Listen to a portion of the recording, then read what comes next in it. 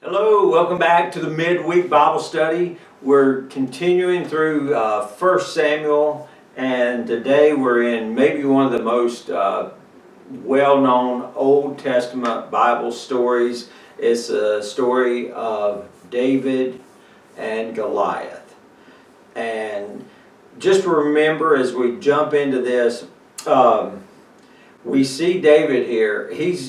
We don't know him as King David. He's not known as King David at this point in time. He's known as a young man who is the shepherd or the head shepherd of his family business. He works for his dad. That's really who this young guy is right here in this.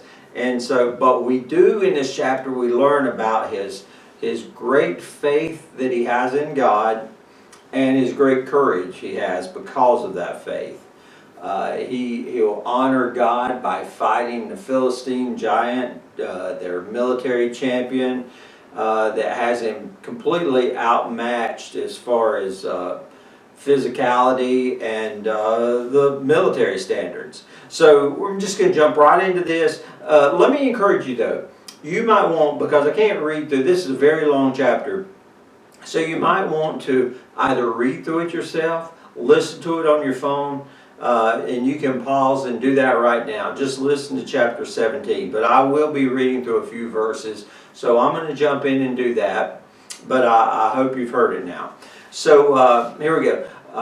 1 Samuel 17, verse 4, it says, "Then Goliath, a Philistine champion from Gath, came out of the Philistine ranks to face the forces of Israel. He was over 9 feet tall. He wore a bronze helmet, and his bronze coat of armor weighed 125 pounds. He also wore leg armor, and he carried a bronze javelin on his shoulder. The shaft of his spear was as heavy and as thick as a weaver's beam. It was tipped with an iron spearhead that weighed 15 pounds. His armor bearer walked ahead of him carrying a shield." Now, the irony here is pretty thick because we just come off of chapter 16 where God is saying, don't look at the outward appearance. The main thing you look at is the heart, the character and the intentions of a person. That's how you measure the true potential, the worthiness of a person. And here we go right into this next chapter, and what do we see? We see this giant of a man and all of his military glory that goes before him, his reputation, and just all that he has at his disposal to continue being that champion. And it just flies in the face of what we've learned, but it hits his height, his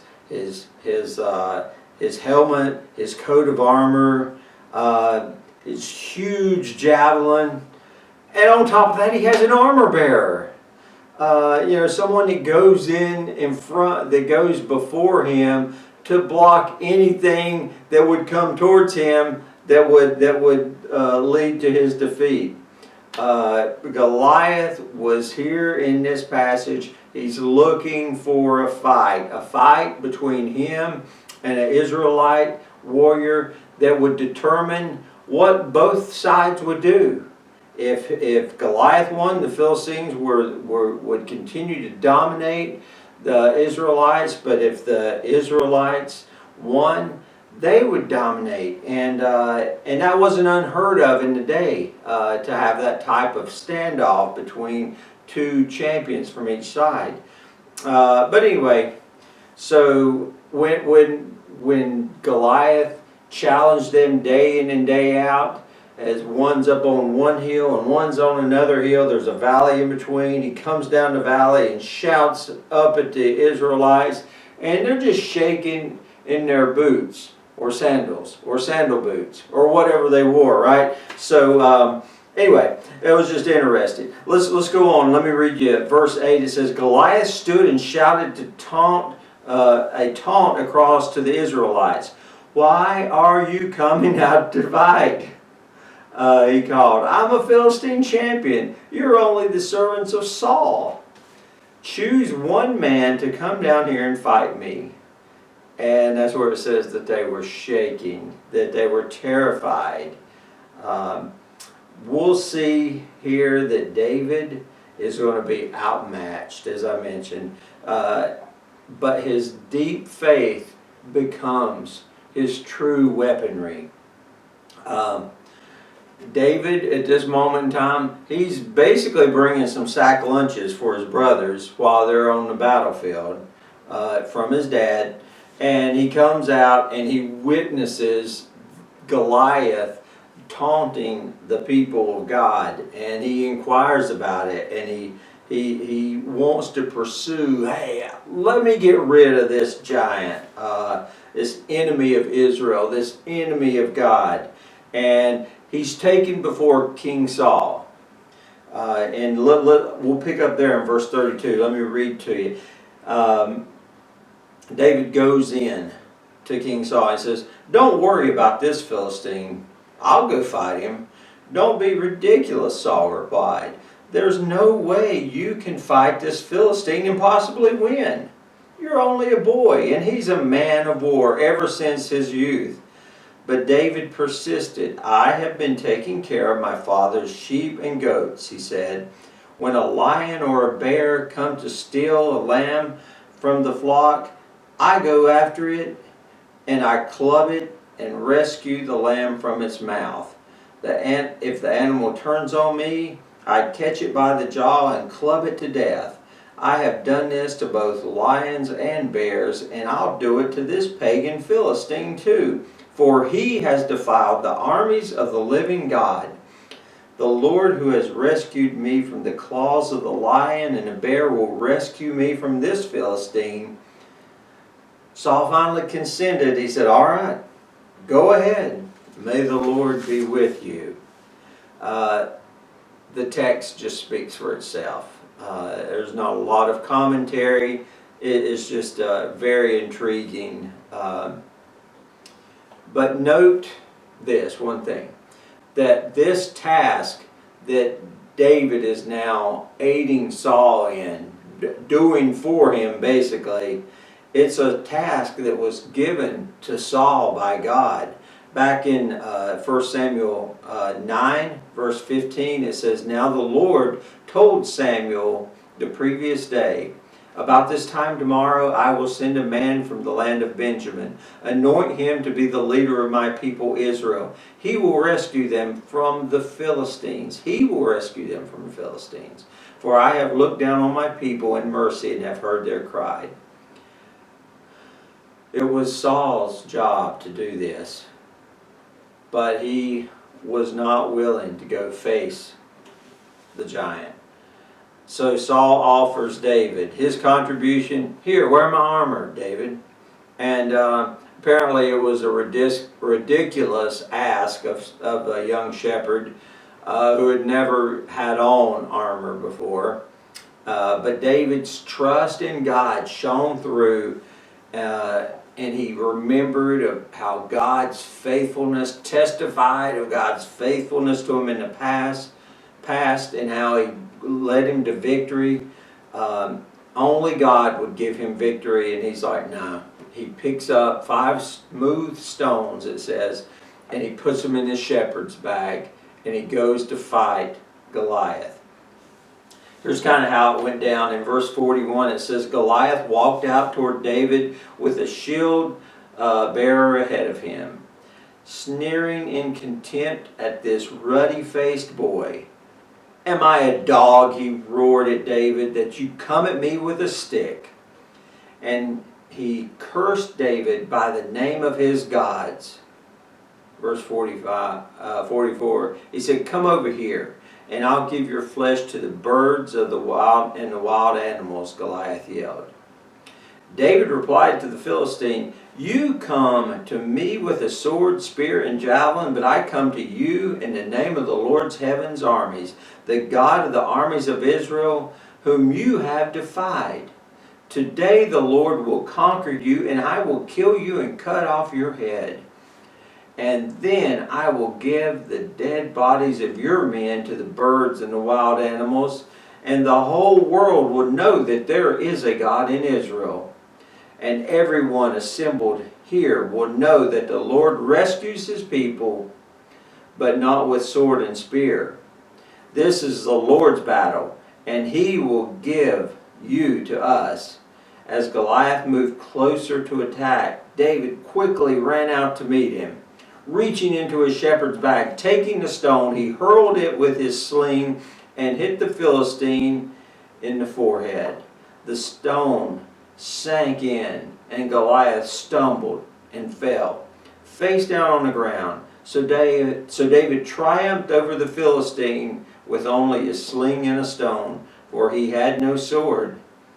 Then David ran over, pulled out Goliath's sword from its sheath, and David used it to kill him and cut off his head.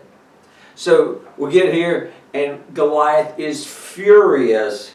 He clearly thought that the Israelites sent out this young kid to fight him and basically to poke fun at him, to mock him and make fun of him, instead of sending out a true fighting man. And in the same way, David was very offended that Goliath had the nerve and the lack of respect of Yahweh, and he rushed to the battle. The defeat of Goliath served as a testimony that God had provided the victory for David and the Israelites. And the Philistines, they took off. They fled. So that's the story. Didn't spend a tremendous amount of time because I'm sure that you're probably familiar with that either by just reading it previously or heard about it for years maybe. But what are some lessons that we can take for this? And just have a few. Think about how God will use our past experiences to prepare us for the future task that he's prepared for us. So God uses our past to help prepare us for the plans, for the calling that he has for us, so that we can accomplish the ambitions and dreams that he's called us to, the things that he points to and he says, this is here, this is available, go for it, right? This can be true, God preparing us from our past experiences. What may seem a mundane, seemingly insignificant thing that we do day in and day out in the moments of our life, God may be refining us and using that to prepare us for what lies ahead. God uses our situations that we're in, our experiences, our previous education to prepare us for what's ahead, because he wants to bless us and he wants to bless others through us. So he does use our past experiences. What may seem like horrendous, terrible things, God can use them to give us passions, to give us a sense of calling, to give us a sense of his presence in delivering us in the past. He can use all of that. But will we be willing to act when the time comes? Because God will bring these opportunities because he wants to allow us to be part of his kingdom's advancement. But we're called to have the faith to do it. I want you to see, I think we all should see, that there's a deep relationship between faith and action. Our faith should lead us to action. Our faith should never lead us to sit back and do nothing. It's not going to be faith. if that's the case. If we're not acting, then we're not exercising our faith. If we're not exercising our faith, we're not being faithful to the end, which what Jesus said, that's what an overcomer does, remains faithful to the end. David had great faith in Yahweh because he remembered those past times that God had helped him, with the bear, with the lion. Forgetting what God has done in our past sets us up for failure. It leads to a small faith that is not good. So I encourage you, I'm learning to journal these times, to journal the times that God has, that He leads us through, that He gives us victories.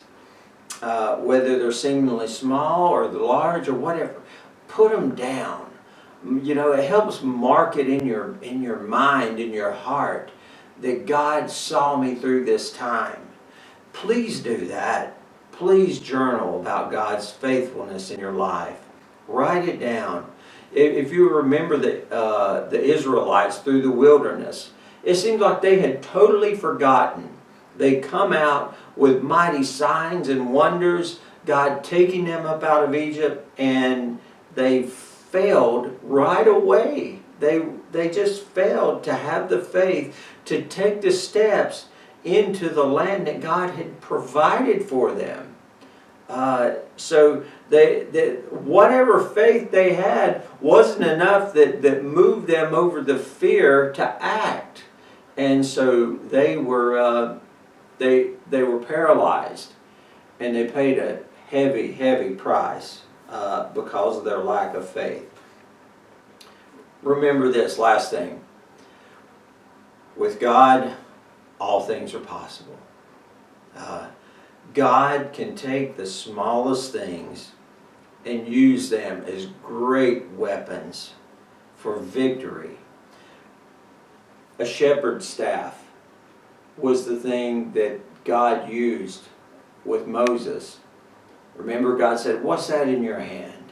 Moses was like, "I can't do this. I can't speak well. I don't have any power. I don't have any reputation. It's not me, God. It can't be me." And God was like, "What you got in your hand? A shepherd's staff?